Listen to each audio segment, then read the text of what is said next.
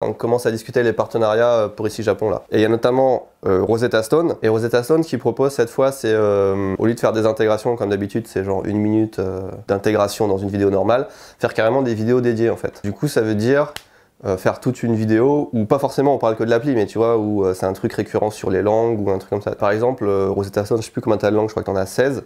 Et du coup, essayer d'apprendre une langue en 24 heures ou un truc comme ça, enfin, ça peut être sympa. Après, il faut que ce soit un thème du coup qui colle bien avec ici Japon, un truc qui soit pas chiant pour les gens, un truc qu'on puisse sortir dans les temps, parce que s'il y a plusieurs vidéos jusqu'en juin, il faudra peut-être en sortir genre une par mois ou un truc comme ça, tu vois. Moi, le premier concept qui m'est venu en tête, un truc une vidéo que j'avais envie de faire déjà avant, c'est chinois versus japonais. En vrai, il y a plein de trucs à dire. On partirait peut-être sur 4 vidéos sur ici Japon. Oui.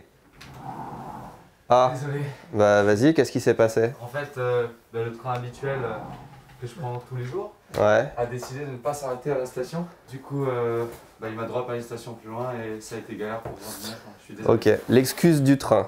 Très bien. Là, du coup, bon.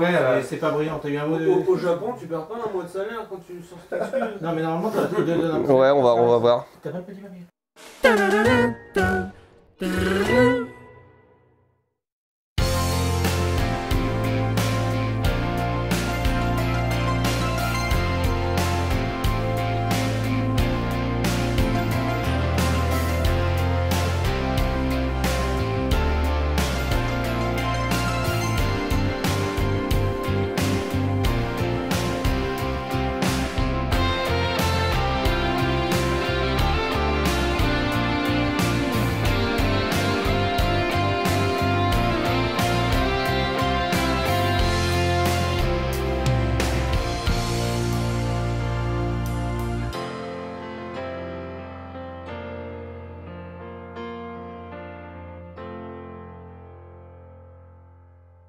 Je suis venu à vélo aujourd'hui. Oh vraiment? C'est stylé. Oh, je me suis un petit peu laissé aller ces derniers temps à cause de la situation sanitaire. C'est cool man, franchement t'assures. J'essaie de fournir les efforts nécessaires. Franchement c'est cool gros.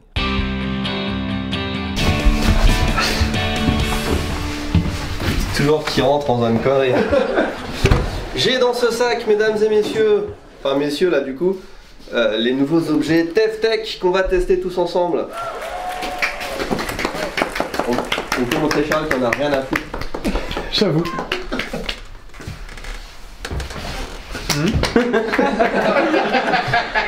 Parce que j'étais en train de parler, j'étais en train de parler, du coup j'étais en train d'expliquer le concept.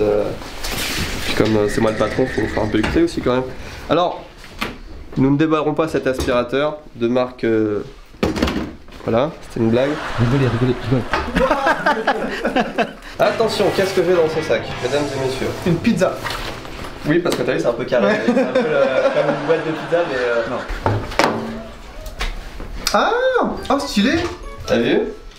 Là, ça doit coûter un bras ça. C'est un bras. Mais c'est un bras. C'est une caméra Insta360 One X2 qui fait des vidéos 360 degrés. Sur ton portable, tu peux éditer directement les vidéos que tu prends et tu peux faire des trucs pour Instagram, pour les réseaux sociaux. Tu peux faire plein de trucs apparemment avec ça, donc on va essayer de s'amuser un peu. C'est pour ça que ça s'appelle Insta. J'ai encore un truc, bah tiens, c'est Jérémy qui va le sortir du sac justement. Ouais. Vas-y. Ah.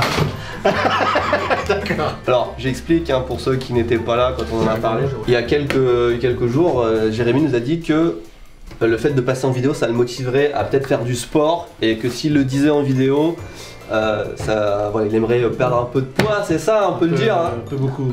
Attends, je précise, c'est pas moi qui l'impose, d'accord, parce qu'on va me dire je te fais faire des trucs en vidéo. Du coup, si ça te motive, tu peux utiliser ça. Je sais pas comment tu vas... Eh je vais me monter dessus en fait et ça va me donner un, Alors il faut être chiffre. nu pour que ce soit un chiffre Et exact. le but du jeu c'est que le chiffre il descende en fait. Après je te laisse gérer, si tu veux faire ça en vidéo, pas en vidéo, machin. Mais, c'est lourd. en tout cas, moi Un poil Jérémy. j'ai envie de monter dessus en tout cas. Ok, petit déballage. TefTech. TefTech, c'est parti. Tu veux peut-être changer de... Putain, je m'attendais trop à cette transition, j'étais sûr que t'allais faire ça.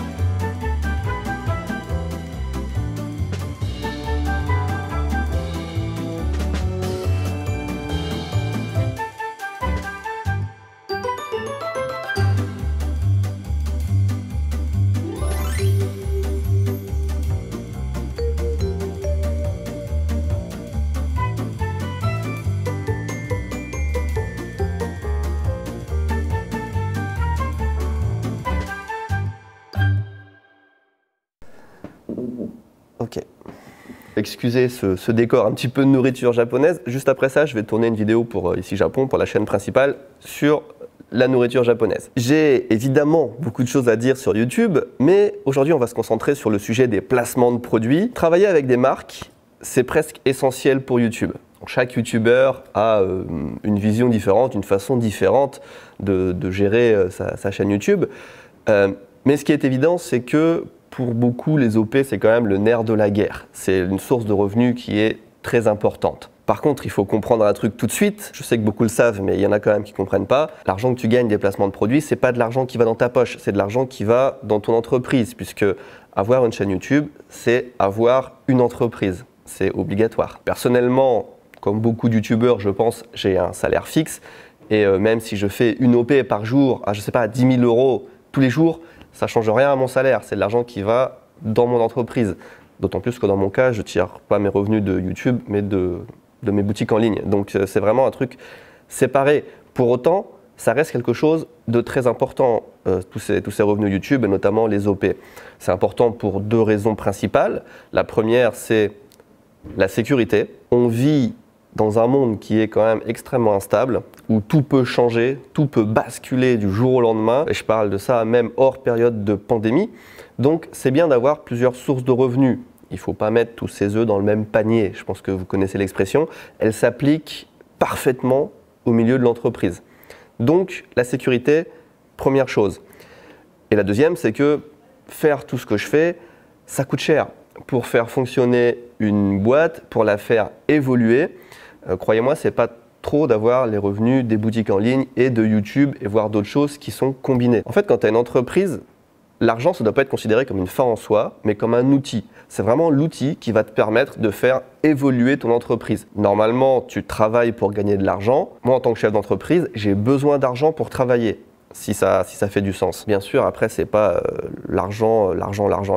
On va pas accepter tous les placements de produits, tous les partenariats. Bien au contraire, c'est très sélectionné. D'ailleurs, je trouve qu'en général, le YouTube français est relativement clean si on regarde pas trop ce qui se fait du côté des influenceurs, genre télé-réalité.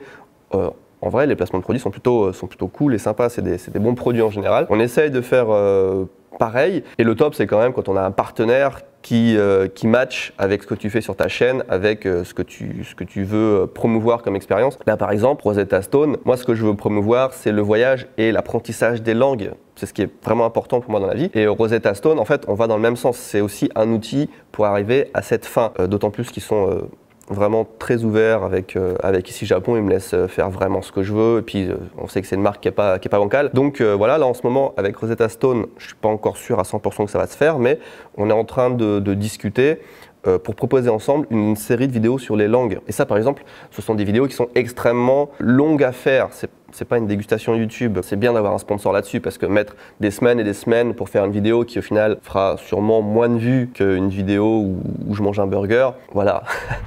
On a fini notre réunion ce matin vers 10h30. Là, il est 1h et pendant 2h30, du coup, j'ai fait que des micro-tâches. C'est-à-dire que j'ai rien fait de vraiment productif. J'avais des conversations à droite à gauche, j'ai renvoyé des emails, j'ai répondu à des coups de téléphone. J'étais censé commencer à faire une matinée montage et du coup, je commence mon montage à 1h.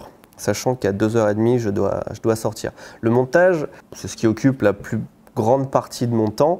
Théoriquement, quand tu montes une vidéo, le mieux c'est vraiment de la commencer le matin, d'être bien concentré et de passer toute la journée sur ton projet. Moi j'ai rarement ce luxe. En montage, c'est bien d'avoir au moins soit un très grand écran, soit deux écrans. J'ai toujours mon montage ici et à côté j'ai soit mes fichiers, soit mon script, ça dépend. Et à côté j'ai toujours un autre écran pour les conversations. 100% du temps je suis tout le temps en communication avec le reste de l'équipe qui est dans l'autre bâtiment ou des personnes un petit peu partout. Là par exemple la personne qui s'occupe des serveurs et de développer les sites Candy Sandbox, etc. Valentin, il habite aux États-Unis. Du coup on communique uniquement par Slack ou par Teams et je suis tout le temps comme ça en communication. Et sinon un bon clavier, une bonne souris. Le Stream Deck, toujours bien, tu peux mettre tous tes raccourcis de montage ici et du coup, voilà, c'est plus pratique. Tu vois, je pianote un petit peu comme ça en montant. Des fois, ça peut me prendre quasiment toute la semaine, ça dépend des autres trucs que j'ai à côté. C'est pour ça que le rythme des sorties de vidéos sur Ici Japon est à chier, en fait. J'aimerais bien faire une vidéo par semaine, mais c'est juste pas possible. Donc, si je fais 2 vidéos par mois, je suis pas mal content, en fait. Je vais essayer de répondre bonjour.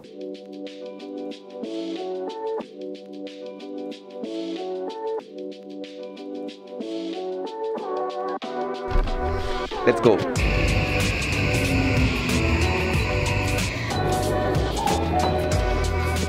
Avec Akiko, on est sur le départ. On va dans le quartier de Kappabashi. Le quartier de Kappabashi, c'est le quartier de la cuisine, j'ai envie de dire, à Tokyo. On va rejoindre Nana-chan, qui est la cousine d'Akiko, et c'est pour le travail. Je vais vous dire pourquoi quand on sera arrivé là-bas.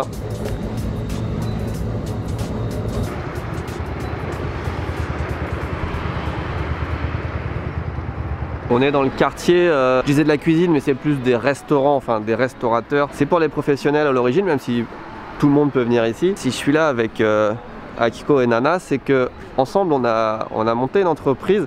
Alors je vais pas vous expliquer ça maintenant parce que c'est vraiment pour une autre vidéo, mais tous les trois avec Ben aussi, on a monté une entreprise qui va nous permettre de faire, si ça marche comme prévu, pas mal de trucs intéressants. Ouh, joli magasin de couteaux japonais.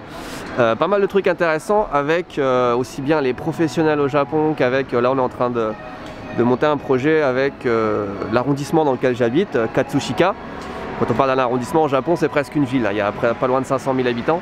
Et puis les artisans du quartier. Et dans le cadre de ce projet, on se retrouve à Kappabashi pour trouver des meubles, de la décoration, enfin des choses qui peuvent mettre en valeur le travail des artisans du quartier. Et je vous en dis pas plus parce que c'est un projet qui est pas encore, enfin c'est en discussion là, on a eu que 2-3 rendez-vous. Mais si ça se passe bien, ça peut amener à des trucs très sympas que je pourrais partager aussi bien sur Ici Japon que sur cette chaîne. Enfin voilà, c'est beaucoup de travail. Ça fait 6 mois qu'on bosse dessus et là on commence à palper un petit peu du concret. Voilà. Kappabashi, je vous le conseille si vous êtes en voyage au Japon, si un jour on peut revoyager.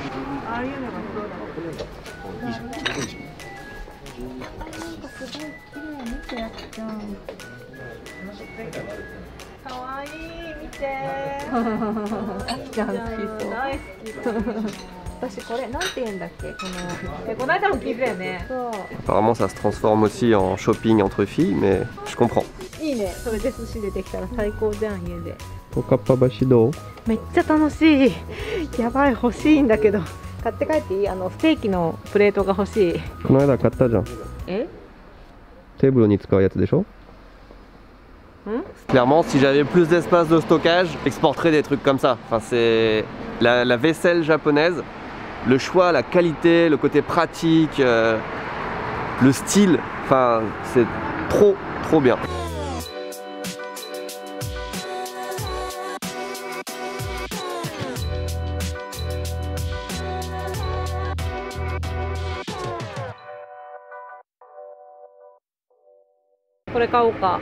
D'aller ni?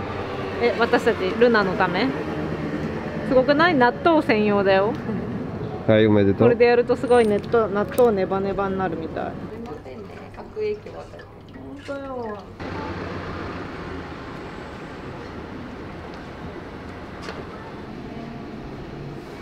ここどういう店？ショーケースのアウトレットって言ってたよ。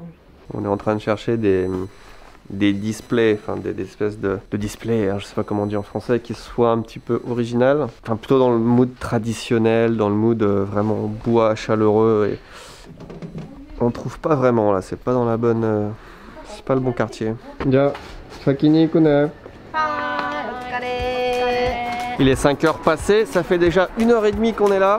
Oh, cette rue Kappabashi, on pourrait y passer une journée. Même moi qui cuisine très peu, comprenez par là, qui ne cuisine pas du tout, je trouve ce quartier fascinant et je pourrais y passer vraiment très longtemps.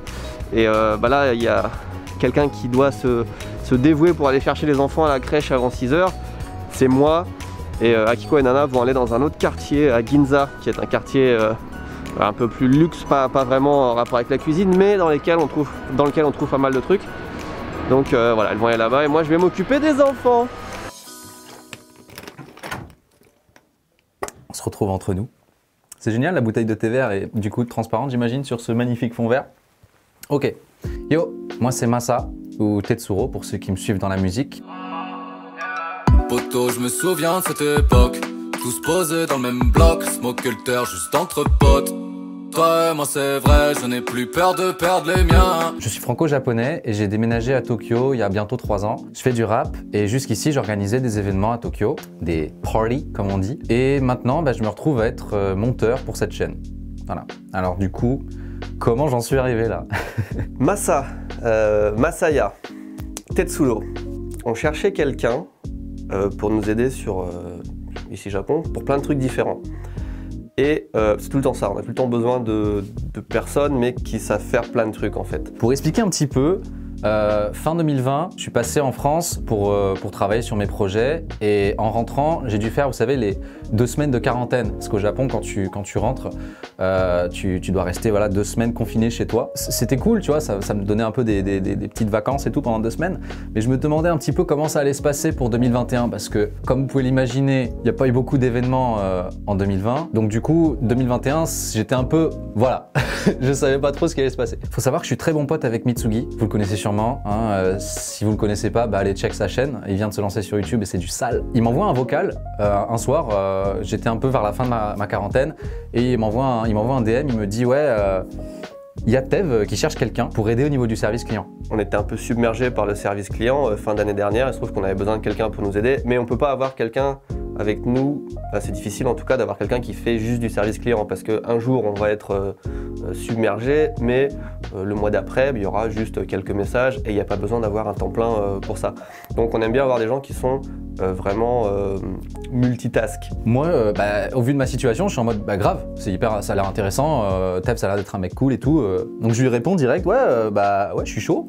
J'ai demandé à Mitsugi, aller voir sa chaîne YouTube, nouveau youtubeur Japon en vogue. Il m'a répondu assez vite, il m'a dit ouais je connais quelqu'un, tu vas voir, ça devrait le faire. Du coup il m'a présenté Masa et effectivement tout de suite ça a bien été. Déjà quand quelqu'un arrive à un entretien d'embauche en skateboard, c'est rassurant. C'est peut-être pas rassurant pour tout le monde mais moi je trouve ça c'est plutôt un bon signe en général. Le lendemain en fait j'ai eu mon entretien, donc j'ai fait l'entretien en japonais avec Akiko et Tev. Ça a duré franchement 10-15 minutes. Moi il faut savoir que je venais pour du service client à la base, hein. En plus petite anecdote, j'avais oublié d'imprimer mon CV. J'arrive un peu voilà, en mode j'ai un CV en PDF sur mon téléphone. Et genre 1 heure après, il m'a envoyé un message mail, il m'a dit voilà, bienvenue dans l'équipe quoi. Donc ça s'est fait très vite et de manière assez naturelle en fait.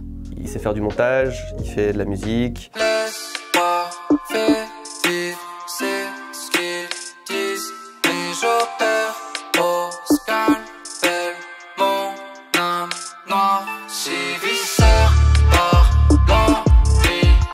Il a un côté artiste comme ça. C'est lui qui monte cette vidéo, donc je peux pas non plus critiquer. Hein. Vous comprenez que je suis obligé de faire.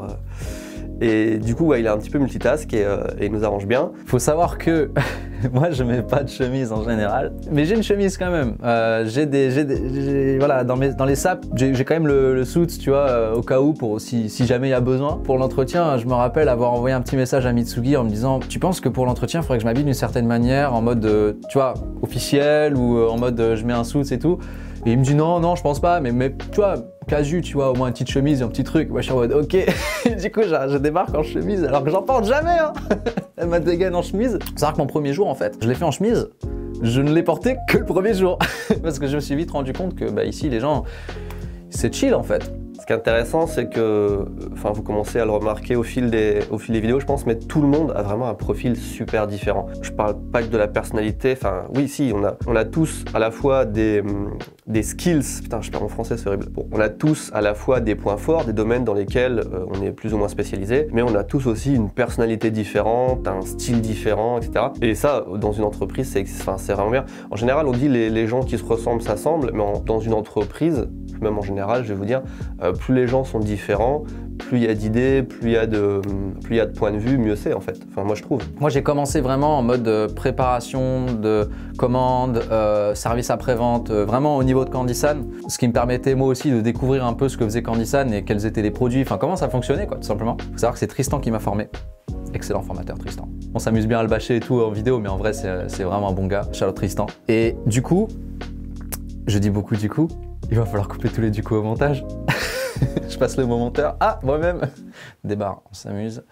Et un jour, Tev, il arrive et il me dit, voilà, tu peux gérer les vidéos, c'est pas un souci pour toi. Moi, je lui dis non, bah non, y a pas de problème. Je suis chaud pour faire du montage, etc. Ça peut être intéressant. Alors, la partie montage. Masa, il fait le montage sur Ici Japon Corp. Puis peut-être après, il participera un petit peu sur la chaîne Ici Japon. Bon, il s'est mis tout de suite dans le bas, en vrai. Je pense qu'il a dû le dire.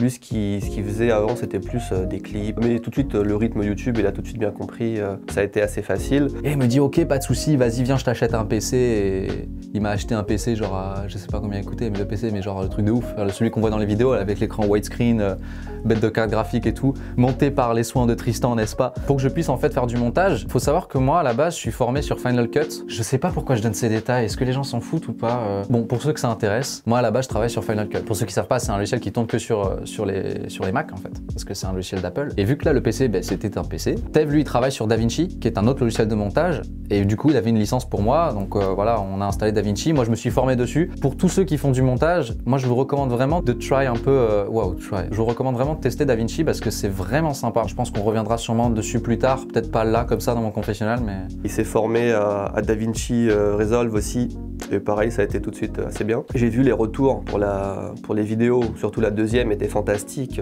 Après, meilleur monteur du monde, n'exagérons pas non plus, c'est bon, moi aussi je fais du montage, enfin. Mais non, c'est cool parce que son montage est vachement apprécié. Je sais pas si ça a été mis vraiment au clair en fait dans ce format, même si c'est un peu pas très clair de toute façon ce qu'on fait sur cette chaîne. Hein. Cette séquence fond vert, ça s'appelle des confessionnals. On dit confessionnal ou confessionnaux quand c'est au pluriel? Le concept du confessionnal, c'est un peu un concept à la télé-réalité Les Anges et compagnie, sauf que c'est mieux. Parce que c'est nous. Ça nous permet voilà, de dire ce qu'on pense de la compagnie, ce qu'on pense de Tev, ce qu'on pense de nous. Voilà, ça nous permet tout simplement de partager avec vous directement. Je trouve ça fou qu'en fait, on n'ait toujours pas mis ça au clair, mais genre la trame, je sais pas si vous arrivez à la suivre, mais je sais pas si elle est très claire non plus. En gros, chaque épisode est centré donc, sur une thématique et aussi sur un des employés d'ici Japon. Donc l'épisode 1, c'était l'arrêt des gachapons avec la présentation de Tristan. L'épisode 2, c'était les containers avec la présentation de Jérémy IE. Shout out au fan club de Jérémy IE. En gros, cet épisode, vu qu'il est sur YouTube, on va aborder quand même des points, je pense, qui sont intéressants, tout ce qui est montage et compagnie, tout ce qui est un peu technique à ce niveau-là. Et je suis sûr que beaucoup d'entre vous sont très intéressés par ce genre de truc. Quand il est arrivé, je sais plus quand c'était, mais c'était en fin d'année dernière, je pense peut-être début novembre, cette chaîne n'était pas encore prévue. C'est juste, on a fait une réunion tous ensemble, on s'est dit bon, l'année prochaine, qu'est-ce qu'on fait, quels sont les projets? Et moi, j'avais envie de faire un truc sur YouTube parler de l'entreprise, mais je savais pas quelle forme ça allait prendre, etc. Et puis c'est en parlant tous ensemble que finalement cette idée, enfin le projet est né. Bah, si on n'avait pas fait ça, il serait en train de faire quelque chose de complètement différent dans la boîte, quoi. Donc c'est marrant comme quoi, d'une simple réunion, pouf, ton destin dans l'entreprise change. J'ai 3 chaînes YouTube. Je loupe mon doigt. Celle-ci, Ici Japon, qui est ma chaîne principale, et il y a Tev et Louis, qui est notre chaîne commune avec Louis. C'est 3 chaînes qui sont totalement différentes, et c'est pour ça d'ailleurs que les vidéos sont sur des chaînes séparées.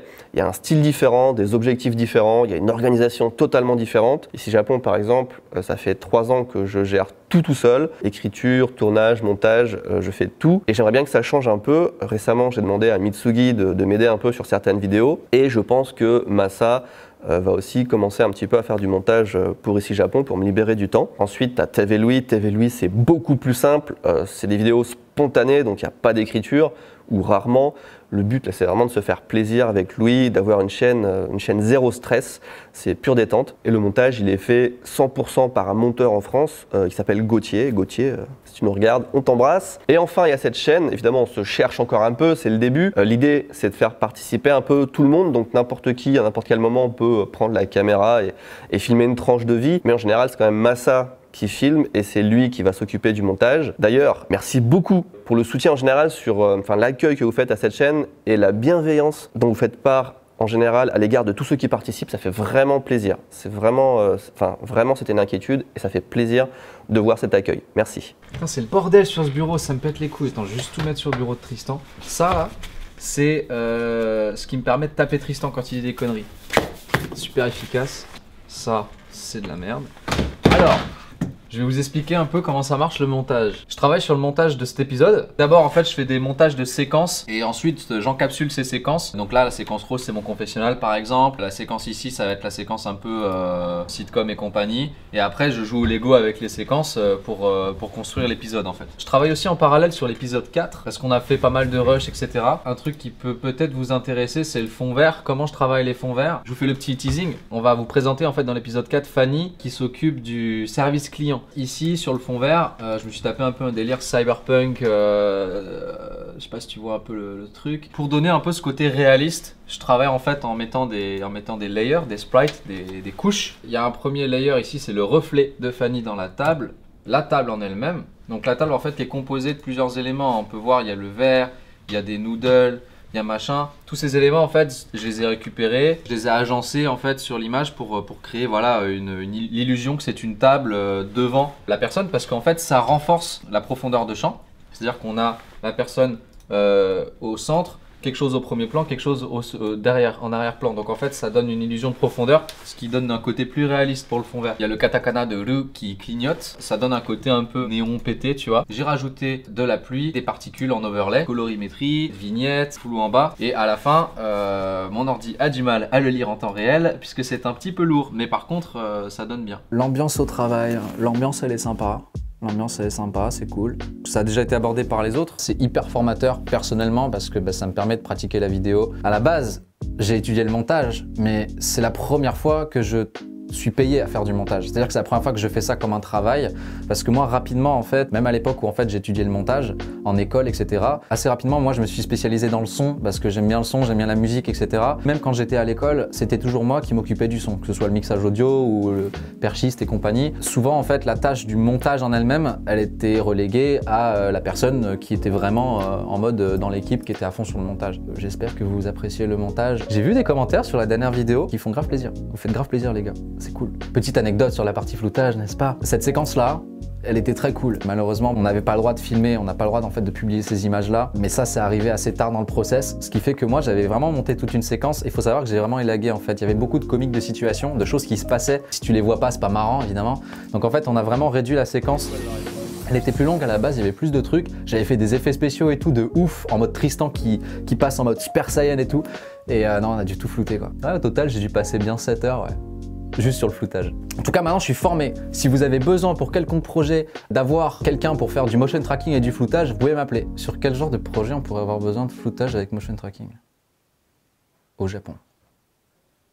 En tout cas, si vous avez du job, ce qui est cool, c'est que plus on a de gens différents, alors c'est pas trop bien, je pense, d'avoir une trop grosse équipe parce qu'on perd un petit peu le côté personnel, mais plus on a deux personnes quand même qui participent et plus on a des personnes avec des skills différentes, plus on peut faire des trucs sympas et voilà. Tev vient me voir la dernière fois en me disant là c'est cool mais ce serait bien à l'avenir que tu arrives en fait à faire le montage de la vidéo en 2 jours. Et moi je lui dis c'est possible de le faire en 2 jours mais c'est pas possible de faire une vidéo comme ça en 2 jours. Je prends l'exemple de l'épisode 2, j'ai pas bossé 2 jours dessus, il m'a fallu plus de temps quand même, peut-être 4 jours ou 5 jours. Mais du coup c'est le double de cette durée. Par extension c'est complètement possible de faire une vidéo en 2 jours. Mais à ce moment-là, excite tout ce qui est effets spéciaux stylés. C'est une question de balance. Je pense qu'on va trouver un peu le rythme et tout au niveau de cette chaîne. Là, on vient de la lancer, donc c'est pas encore rodé quoi. Et s'il me dit ça, hein, c'est pas juste en mode ah, vas-y fais ton travail plus vite et bâcle. Non, c'est plus en mode bah go optimiser le truc pour faire en sorte d'avoir plus de temps pour bosser aussi sur les vidéos pour sa chaîne à lui. Je peux aussi l'aider pour le montage pour ses propres vidéos et tout. Tev, c'est un mec, il a plein d'idées, il a plein de concepts, plein de projets et juste il les fait quoi. C'est un doer, comme on dit, dans l'entrepreneuriat. Et je suis très admiratif de ça. Je pense qu'on peut évoquer aussi tout ce qui est partenariat. On sera amené à en faire peut-être pour cette chaîne-là. Des partenariats avec des marques, des trucs comme ça, des placements de produits. Moi, je trouve ça hyper intéressant. J'aime beaucoup la publicité en plus. Donc si j'ai l'opportunité de faire des placements de produits qui sont fun et pas juste archi chiant à regarder et qui sont fun à faire aussi, tu vois, à créer. Parce que moi, j'aime beaucoup ce concept en fait dans la publicité de réussir à vendre quelque chose dans un temps imparti. Voilà, t'as 60 secondes pour me vendre ça et il faut que j'ai envie de l'acheter en 60 secondes. Je trouve ça super. Est-ce que vous pouvez m'aider à trouver la signification de ce qui est écrit sur cette casquette? Je la trouve archi cool, mais je comprends pas pourquoi il y a marqué End dessus. Je sais pas si c'est End ou si c'est AND ou à quoi ça fait référence. Si vous pouvez me trouver la signification de ces 3 lettres, je vous en serais très reconnaissant. Voilà. Du coup, le Rode, ouais, on va voir ça. Pour faire des... Pour ceux qui veulent des micros avec un bon rapport qualité-prix, les Rode NT ils sont vraiment bien. Chez moi j'ai un Rode NT 1A, mais il faut une carte son pour l'utiliser. Et celui-là, l'avantage c'est qu'il marche en USB en fait. Nickel. Petit mic avec filtre anti-pop. Il a l'air bien cool hein. C'est le même que toi, hein, tu m'as dit. Ouais, validé par Louis aussi. Ok. Un peu cheapos le support mais bon. Maintenant, et c'est ça qui m'intéresse le plus, il y a beaucoup de musiciens amateurs qui utilisent ça quand ils dans leur home studio. Moi j'ai pas ça, j'en ai jamais déballé. T'as des ongles?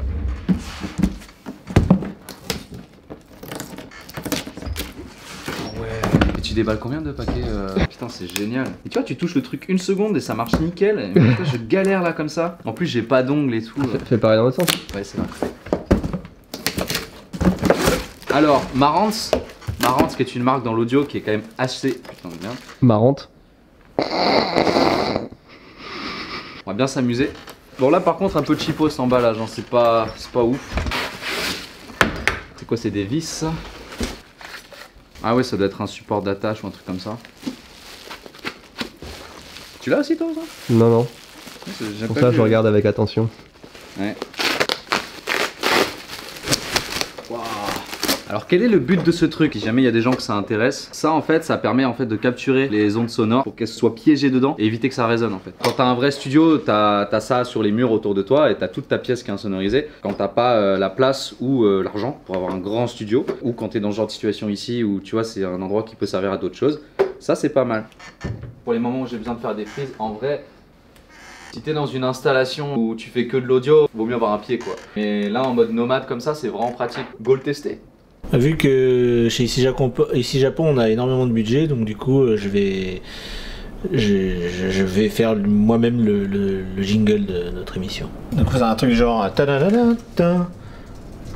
Il y a un truc qui me perturbe. Attends. Ah ouais, tu veux faire carrément le roulement Oui, et voilà, tout. c'est ça, c'est le roulement. Ok. Fais une octave au-dessus.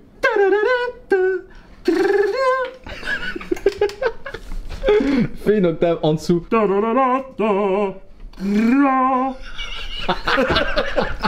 marche très bien. Fais-le, mais à fond, comme ça. T'es sûr? Oui.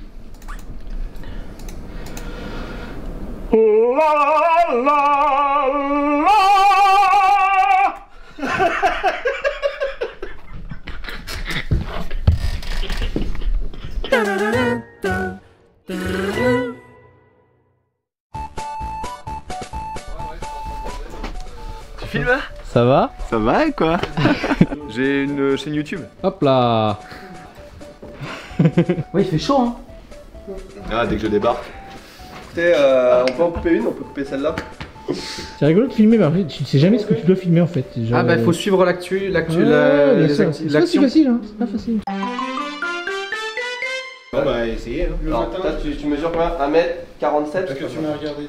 32 les bras levés. Moi j'ai 95 kilos. Ah, moi je dis 88 comme toi. Je dirais 98. Je suis en obésité morbide. Ok, donc on a... 93. 100. 90. 88. 98. Ouais, je reste un peu dans le même que vous. Non, je monte un peu. Je veux dire, allez, 102 kilos. Vous êtes tous des connards. Bref. Ah 89. Oh 90. 88, ça redescend. 1m83. Presque autant de muscles que Tristan. 71. 69. 74.